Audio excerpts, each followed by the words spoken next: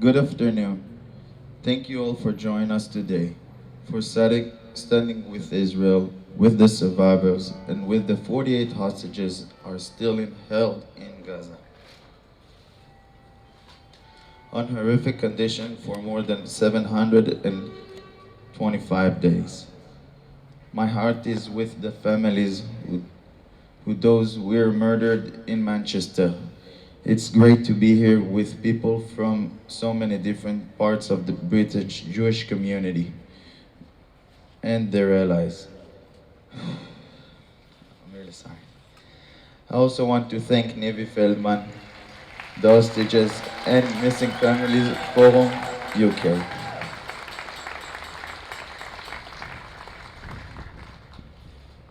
I want to take you to back. Shit. I want to take you back 2 years ago. I want to take you back 2 years ago to when I was 24, on October 7, 2023. I went to the Nova Festival. I had returned from the United States just before Yom Kippur. As I was living and working in Connecticut, I came to Israel for a few weeks vacation to see my family and friends I had missed so much.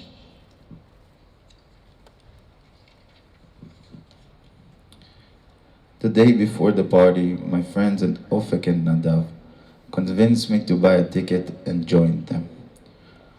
On the 7th of October, at 3 a.m., we arrived to the Nova Festival. Full excitement, within hours, everything changed.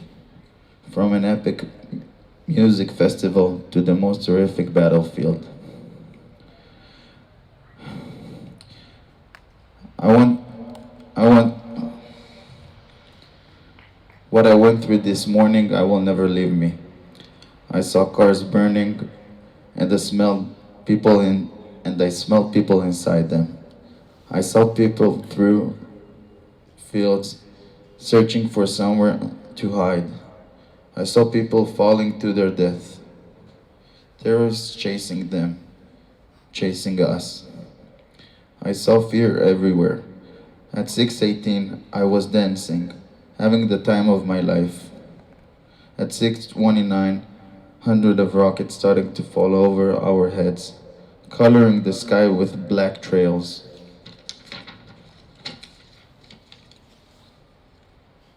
The music stopped. People started running for their lives. We heard gunshots getting closer, people shouting that the terrorists are coming. At the state of emergency, the body has two responses, flight or fight. On that moment, the understanding that my death might be seconds away, I passed out. I'm standing here today, but I could have easily been murdered, or like 251 others kidnapped.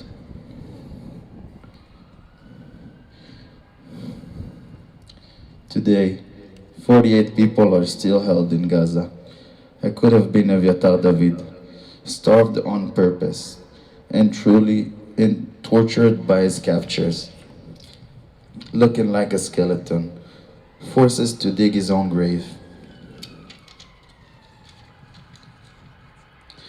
I survived thanks to my friend Guy, who saw me unconscious, woke me and dragged me to the car.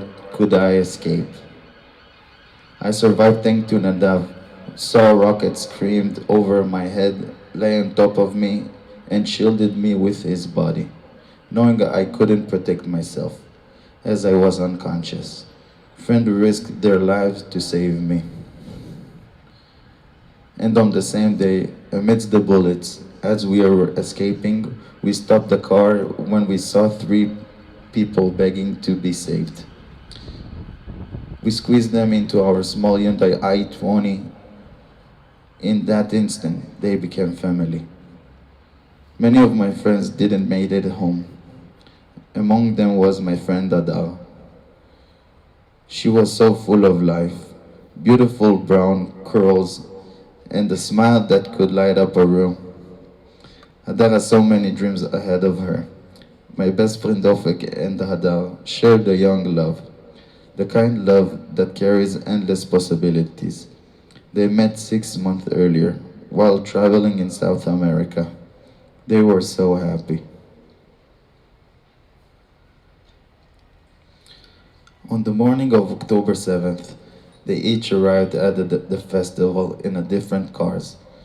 When the massacre began, they left different cars as well. At 1:30, Ofik received the last message from Ada. I can hear people speaking in Arabic outside our shelter. 2 days later, I was with Ofik when he was told that Hadar wasn't coming back. A grenade blew her up. I will never forget that moment. I saw in his eyes how his world collapsed in an instant. Losing her shattered something inside us both. Her loss is a wound we are carry every day. As much as the October 7th was about terror and loss, it also revealed something stronger than fear. I saw courage, I saw solidarity, I saw humanity. Even in the darkest hour, people chose us to save one another. This is why I choose to move back to Israel. I was so lucky to survive and continue with my life. But I also want to be honest with you. Sometimes, without warning, something small. It can be a sound, it could be a smell, or a sudden feeling. Take me straight back to the October 7th. In an instant, I'm there. Terrified, helpless, close to passing out. It took me a week to step outside of my parents' home. It took me even longer, but I managed to rebuild myself. I understood that life is short. I want to build something meaningful out of the pain. I owe it to my friends who are not longer here. To live fully, to love my country. That's why I chose to study civil engineering. For me, building is more than profession. It's the way to turn loss into purpose. And, and when we together like this, we remind one another that we are not alone.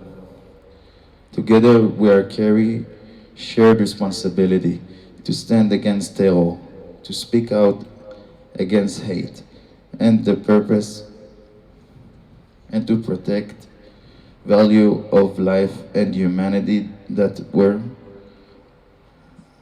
uh, that our enemies trying to destroy. We are fighting not only for Israel, but of the basic right of every person to live peace and safely.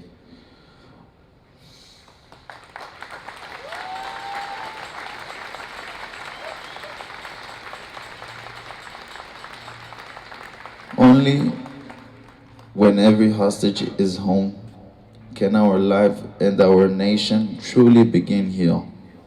We were 3,000 celebrating music, love, and peace. 378 were murdered at the festival. 14 still living that day, held hostages. My name is Shaun Lemel. I'm a 7 of October survivor. We are strong. Light will overcome the darkness. Thank you very much for listening to me. עם ישראל חי.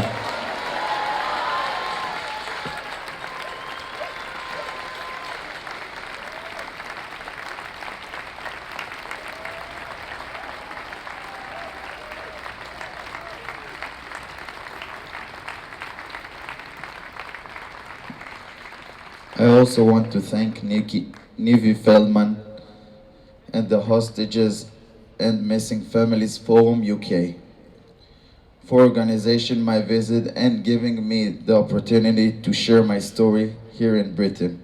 Your support reminds us that the hostages are survived are never forgotten. Thank you so much, everybody.